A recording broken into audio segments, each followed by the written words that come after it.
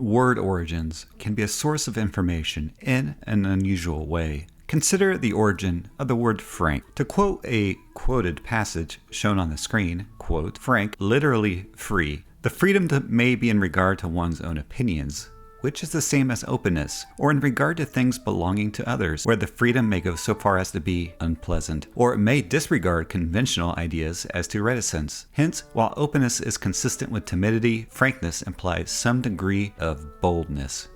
Century Dictionary, end quote.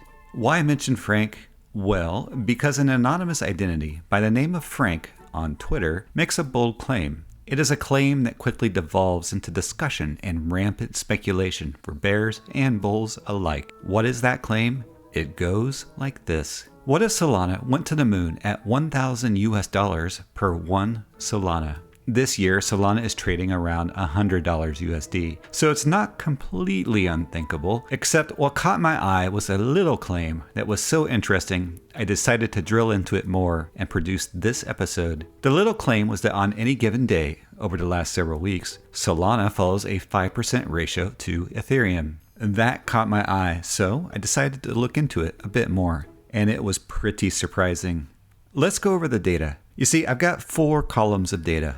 1 through 4. 1 is low, then high, close, and 4th is open. Pretty standard historical quote data. So the high is the highest price for a given day, and so on. So we have 4 columns, 1, 2, 3, and 4.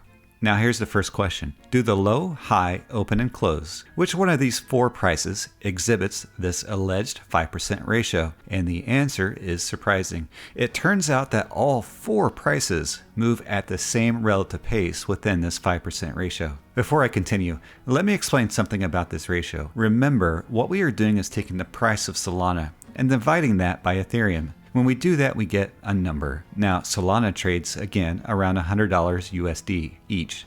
And then Ethereum is trading somewhere between $2,000 and $3,000. So how does this math work? Well, if Solana starts to trade up, meaning that the price starts moving towards the moon, and Ethereum stays within, say, a $2,000 USD range, then the ratio, it gets larger.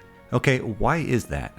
Why would Solana, let's say, see its ratio go from 5% to, say, 50%? Well, if that were to happen, then we would say Solana is trading at $1,000 each. The math is straightforward because 1,000 divided by 2,000, well, is a whole lot of hopium, but also 0.50 or 50%. So here's where the story gets pretty interesting. Solana's ratio decreased pretty substantially in February. What this means is that the relative price action of Ethereum and Solana drifted apart, and of the two, Ethereum demonstrated stronger price action. How strong?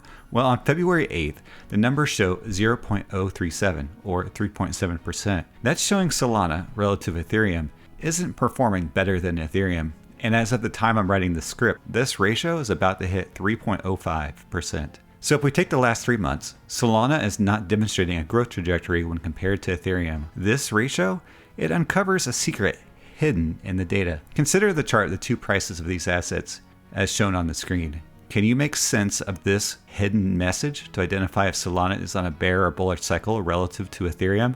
Well, if you can't, you now have a tool in your toolbox to do that. Will Solana reach $1,000 USD each? And why is Solana trending down? And is that an opportunity for a longer term hold? Those are important questions. But this is Unusual Due Diligence.